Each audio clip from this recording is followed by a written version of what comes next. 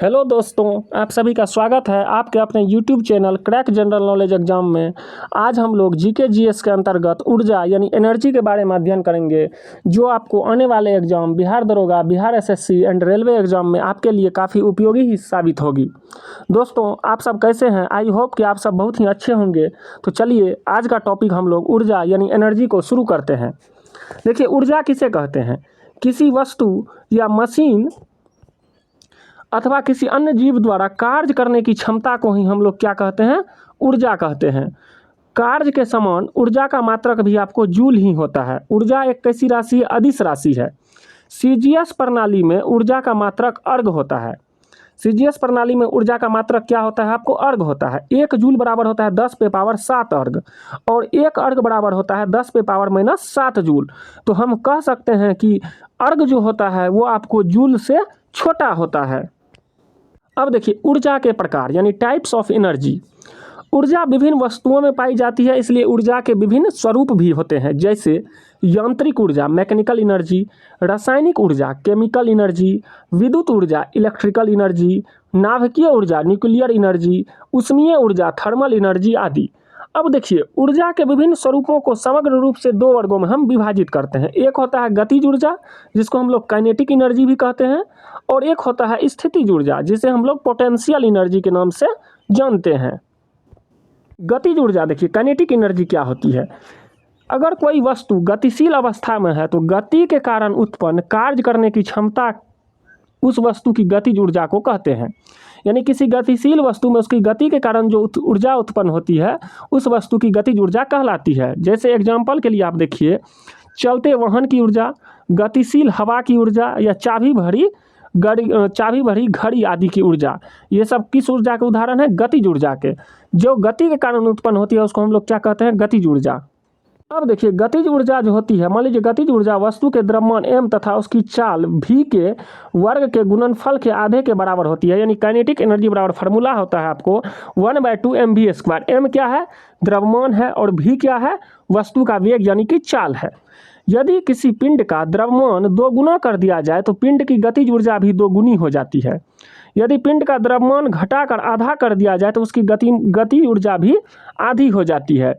यानी किसी भी गतिशील पिंड को वेग को अगर बढ़ाकर हम 2 गुना कर देंगे तो उसकी गतिज ऊर्जा जो होती है 4 गुनी हो जाएगी। काइनेटिक एनर्जी बराबर होता है 1/2 mv²। वेग को अगर हम बढ़ा रहे हैं, v क्या है? वेग है, इसको बढ़ाएंगे तो ये 2 का स्क्वायर हो जाएगा, यानी कि क्या हो जाएगा? 4 गुना आपको हो जाएगा उसकी गतिज ऊर्जा। और यदि आधा करेंगे तो इसका गतिज ऊर्जा भी घटकर क्या हो जाएगा? 1/4 रह जाएगा। अब देखिए, स्थितिज ऊर्जा, जिसको हम लोग पोटेंशियल एनर्जी कहते हैं। किसी पिंड की वशिष्ठ स्थिति अथवा वशिष्ठ संरचना के कारण उस पिंड में संचित ऊर्जा को ही स्थितिज ऊर्जा कहते हैं। ऊंचाई या खिंचाव के कारण अर्थात अपने स्थिति के कारण कार्य करने की क्षमता को स्थितिज ऊर्जा कहते हैं। अब देखिए, स्थितिज ऊर्जा के उदाहरण: पन बिजली संयंत्रों में बांध में स्थित पानी स्थितिज ऊर्जा यानी टरबाइन से चलाई जाती है, जिससे बिजली उत्पन्न की जाती है। घड़ी की स्प्रिंग में जो ऊर्जा रहता है उसको स्थितिज ऊर्जा कहते हैं। और स्थितिज ऊर्जा घड़ी के चाबी भरने पर घड़ी की सुइयां से क्या होती है? चलने लगती है। अब आइए देखते हैं हम लोग स्थितिज ऊर्जा यानी पोटेंशियल एनर्जी के उदाहरण। स्थितिज ऊर्जा के जो उदाहरण होते हैं, स्थितिज ऊर्जा के कारण ही तना हुआ धनुष तीर को बहुत दूर फेंक पाता है।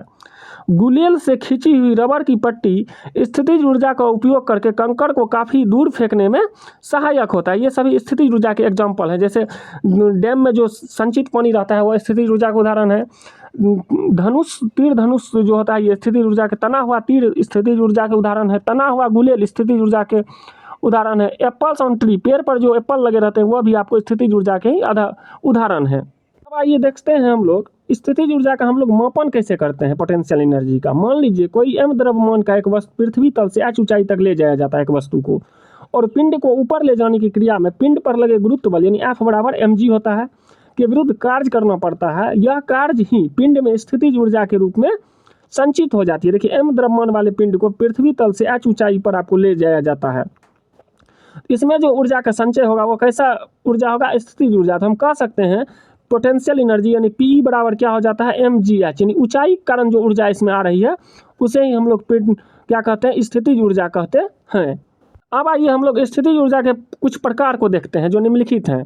पहला होता है गुरुत्वीय स्थितिज ऊर्जा ग्रेविटेशनल पोटेंशियल एनर्जी। दूसरा होता है प्रत्यास्थ स्थितिज ऊर्जा इलास्टिक पोटेंशियल एनर्जी, और तीसरा होता है स्थिर विद्युत स्थितिज ऊर्जा, जिसको इलेक्ट्रोस्टैटिक पोटेंशियल एनर्जी के नाम से हम लोग जानते हैं। अब देखिए गुरुत्वीय स्थितिज ऊर्जा क्या होता है। ग्रेविटेशनल पोटेंशियल एनर्जी, किसी वस्तु की गुरुत्वीय स्थिति ऊर्जा उस कार्य के बराबर होती है जो गुरुत्वाकर्षण बल के विरुद्ध उस वस्तु को पृथ्वी तल से उच्चतम स्थिति तक ले जाने में किया जाता है। यानी पृथ्वी तल पर उस वस्तु की स्थितिज ऊर्जा को शून्य माना जाता है, उसको गुरुत्वीय स्थितिज ऊर्जा कहते हैं हम लोग। पृथ्वी तल पर जिस वस्तु की स्थितिज ऊर्जा को शून्य माना जाता है उसे हम लोग गुरुत्वीय स्थितिज ऊर्जा के नाम से जानते हैं। दूसरा होता है आपको प्रत्यास्थ स्थितिज ऊर्जा, इलास्टिक पोटेंशियल एनर्जी, किसी वस्तु में उसकी आकृति अथवा विन्यास के कारण संचित ऊर्जा प्रत्यास्थ स्थितिज ऊर्जा कहलाती है। जैसे स्प्रिंग को खींचने पर तथा घड़ी में चाबी भरने पर स्थितिज ऊर्जा क्या कहलाती है? प्रत्यास्थ स्थितिज ऊर्जा यानी संचित ऊर्जा कहलाती है।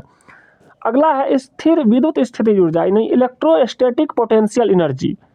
स्थिर विद्युत आवेशित कण एक दूसरे को आकर्षित अथवा प्रतिकर्षित करते हैं। विद्युत आवेशित कण एक दूसरे को आकर्षित अथवा प्रतिकर्षित करते हैं, अर्थात विद्युत आवेश के निकायों में जो स्थितिज ऊर्जा होती है जिससे स्थिर विद्युत स्थितिज ऊर्जा यानी इलेक्ट्रोस्टैटिक पोटेंशियल एनर्जी हम लोग कहते हैं। उसमें जो विद्युत में जो ऊर्जा बची हुई रहती है उसको हम लोग इलेक्ट्रोस्टैटिक पोटेंशियल एनर्जी कहते हैं। अब आइए हम लोग स्थितिज ऊर्जा यानी पोटेंशियल एनर्जी के अंतर्गत ही मैकेनिकल एनर्जी यानी यांत्रिक ऊर्जा का अध्ययन करते हैं। यांत्रिक ऊर्जा बराबर होता है आपको गतिज ऊर्जा और स्थितिज ऊर्जा, दोनों को जोड़ को हम लोग क्या कहते हैं? यांत्रिक ऊर्जा। जब स्थितिज ऊर्जा तथा गतिज ऊर्जा को जोड़ देते हैं तो उसे यांत्रिक ऊर्जा कहते हैं। यांत्रिक ऊर्जा में यह दोनों ऊर्जा होता है। यांत्रिक ऊर्जा में कौन दोनों ऊर्जा होता है? स्थितिज ऊर्जा और गतिज ऊर्जा। जैसे देखिए उड़ते हुए हवाई जहाज, ऊंचाई भी है और गति भी है, तो दोनों है, इसलिए गतिज ऊर्जा प्लस स्थितिज ऊर्जा बराबर यांत्रिक ऊर्जा। पतंग, चलती हुई गाड़ी में बैठा यात्री, ये सभी यांत्रिक ऊर्जा के उदाहरण हैं। यानी इसमें गतिज ऊर्जा और स्थितिज ऊर्जा दोनों स्थित हैं। ऊर्जा संरक्षण का नियम देखिए क्या कहता है? Law of conservation of energy. ऊर्जा संरक्षण के नियम के अनुसार ऊर्जा न तो उत्पन्न की जा सकती है और न ही नष्ट की जा सकती है, परंतु यह केवल एक रूप से दूसरे रूप में रूपांतरित यानी कन्वर्ट की जा सकती है। देखिए यहाँ से पेट्रोल लेता है गाड़ी, फिर ये चलता है, ये जो इसको देता है ऊर्जा, कौन सा ऊर्जा देता है? Chemical energy. और ये जो गाड़ी चलता है ये कौन सा एनर्जी का वर्क करता है? ये मैकेनिकल एनर्जी। ऊर्जा का नाश हुआ नहीं ना हुआ, ऊर्जा एक रूप से दूसरे रूप में क्या होती है? परिवर्तित होते रहती है। अब आइए देखते हैं ऊर्जा का रूपांतरण का स्वरूप। जैसे विद्युत हीटर या विद्युत ऊर्जा को उष्मीय ऊर्जा में बदलता है। विद्युत हीटर किसको बदलता है? विद्युत ऊर्जा को उष्मीय ऊर्जा में। लाउड स्पीकर विद्युत ऊर्जा को ध्वनि ऊर्जा में। डायनमो यांत्रिक ऊर्जा को विद्युत ऊर्जा में। कार की बैटरी रासायनिक ऊर्जा को विद्युत ऊर्जा में। फेंके गए पत्थर की ऊर्जा पेशीय ऊर्जा से गतिज ऊर्जा में। वाष्प इंजन उष्मीय ऊर्जा को गतिज ऊर्जा में। जलता हुआ कोयला रासायनिक ऊर्जा को उष्मीय ऊर्जा में।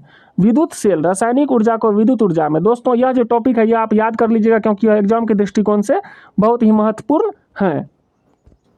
अब आगे देखिए विद्युत अपघटन विद्युत ऊर्जा को रासायनिक ऊर्जा में बदलता है। बिजली का चूल्हा विद्युत ऊर्जा को उष्मीय ऊर्जा में बदलता है। विद्युत बल्ब विद्युत ऊर्जा को प्रकाश एवं उष्मीय ऊर्जा में बदलता है। बिजली का पंखा विद्युत ऊर्जा को यांत्रिक ऊर्जा में बदलता है। टरबाइन यांत्रिक ऊर्जा को विद्युत ऊर्जा में बदलता है। पवन चक्की यांत्रिक ऊर्जा को विद्युत ऊर्जा में बदलता है। विद्युत चुंबक विद्युत ऊर्जा को चुंबकीय ऊर्जा में बदलता है। परमाणु बम रासायनिक ऊर्जा को नाभिकीय ऊर्जा में बदलता है। ये सब ऊर्जा रूपांतरण के स्वरूप हैं। माइक्रोफोन विद्युत ऊर्जा को ध्वनि ऊर्जा में बदलता है। सितार यांत्रिक ऊर्जा को ध्वनि ऊर्जा में बदलता है। मोमबत्ती रासायनिक ऊर्जा को प्रकाश ऊर्जा में बदलता है। ऊंचाई से गिरते पत्थर की ऊर्जा स्थितिज ऊर्जा एवं गतिज ऊर्जा दोनों है उसमें, जिसमें यांत्रिक ऊर्जा यानी स्थितिज ऊर्जा और गतिज ऊर्जा जिसमें दोनों रहेगा उसको कौन सा ऊर्जा कहेंगे? यांत्रिक ऊर्जा, क्योंकि ऊंचाई भी है और गति भी है। बिजली की घंटी या टेलीफोन यह विद्युत ऊर्जा को ध्वनि ऊर्जा में बदलता है। अब आइए हम लोग ऊर्जा के विभिन्न स्वरूप यानी वेरियस फॉर्म ऑफ एनर्जी को देखते हैं। सौर ऊर्जा सोलर एनर्जी सूर्य द्वारा उत्सर्जित ऊर्जा को सौर ऊर्जा कहते हैं। सोलर कुकर सोलर पैनल आदि सौर ऊर्जा पर आधारित उपकरण हैं। नाभिकीय ऊर्जा न्यूक्लियर एनर्जी रेडियोधर्मी पदार्थों के नाभिकों के विखंडन अथवा संलयन से मुक्त ऊर्जा को नाभिकीय ऊर्जा कहते हैं। जैसे यूरेनियम थोरियम से प्राप्त ऊर्जा, ये सब नाभिकीय ऊर्जा के उदाहरण हैं। ऊर्जा के विभिन्न स्वरूप भी होते हैं, जैसे वेरियस फॉर्म ऑफ एनर्जी। प्रकाश ऊर्जा ऑप्टिकल एनर्जी वह ऊर्जा जिसके कारण हमें वस्तुएं दिखाई देती है उसे प्रकाश ऊर्जा कहते हैं। सूर्य एवं विद्युत बल्ब द्वारा उत्पन्न प्रकाश। रासायनिक ऊर्जा किसी रासायनिक प्रक्रिया में मुक्त की गई ऊर्जा को रासायनिक ऊर्जा कहते हैं। जैसे कोयला जलना पेट्रोलियम आदि में संचित ऊर्जा को रासायनिक ऊर्जा कहते हैं। आइए अब हम प्रीवियस ईयर क्वेश्चन को देखते हैं जो कि नंबरिकल टाइप के हैं। कहता है 100 मीटर ऊंचे एक मीनार से गिरे किसी पत्थर के पास कितनी स्थिति ऊर्जा होगी यदि वह पत्थर 40 ग्राम का हो। तो मास आपको दे दिया है द्रव्यमान 40 ग्राम, जी बराबर हम 10 लेते हैं या 9.8 लेते हैं, तो यहाँ जी बराबर 10 ले लिया गया है, ग्रेविटेशन छोटी जी का मान। एच ऊंचाई कितनी है 100 मीटर है। फिर हम जानते हैं फार्मूला होता है स्थिति ऊर्जा बराबर पी बराबर mgh, एम है 40, जी है 10 और एच है 100, सबको गुना कर देंगे तो 40,000 जूल आपको ये आंसर आ जाएगा। देखिए नेक्स्ट क्वेश्चन भी सेम है। मास दिया हुआ है आपको 75 ग्राम, 75 kg मास है। हाइट दिया हुआ है 71 और जी बराबर लेना है 10 मीटर पर सेकेंड। तो यहाँ देखिए पी बराबर क्या होता है mgh, लगा दीजिए फार्मूला 75 गुना 10 गुना 71 कर दीजिए, ये हो जाएगा 53,250 जूल, इसका स्थिति ऊर्जा आ जाएगा आंसर।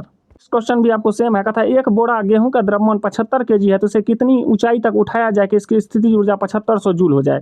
तो P बराबर mgh, तो यहाँ दिया हुआ देखिए स्थिति ऊर्जा दे दिया है, पोटेंशियल एनर्जी पहले 7500 जूल, तो यहाँ 7500 लिख दिए। द्रव्यमान मास कितना है 75 तो लिख दिए, उसके बाद जी लेंगे 10 और हाइट निकालना है तो हाइट का h लिख दिए। अब इसको सॉल्व करेंगे तो 7500 बटे 750 हो जाएगा, इसको काटेंगे तो ये 10 बार में कट जाएगा, यानी 10 मीटर इसकी 10 मीटर तक इसे उठाया जाए ऊपर। अब देखिए अगला सवाल जो है आपको काइनेटिक एनर्जी पर है। कहता है 22 kg के द्रव्यमान वाली वस्तु 5 मीटर पर सेकंड के वेग के साथ चलती है तो उसमें कितनी गतिज ऊर्जा होगी। हम लोग जानते हैं फार्मूला अभी पढ़े हैं हम, काइनेटिक एनर्जी बराबर होता है 1/2 mv²।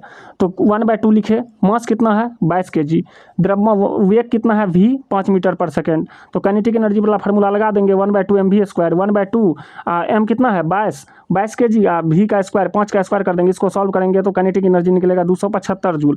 अतः वस्तु की गतिज ऊर्जा कितनी है 275 जूल होगी। क्वेश्चन भी आपको काइनेटिक एनर्जी पर ही है। एक आदमी 20 मीटर ऊंची इमारत पर बैठा हुआ है, हाइट ले लेंगे 20 मीटर और उसका द्रव्यमान 50 किलोग्राम है, द्रव्यमान m बराबर मान लिए 50 kg। तो यांत्रिक ऊर्जा की गणना करें। तो यांत्रिक ऊर्जा जो है आपको कैसे निकालते हैं, यांत्रिक ऊर्जा बराबर क्या होता है स्थितिज ऊर्जा प्लस गतिज ऊर्जा।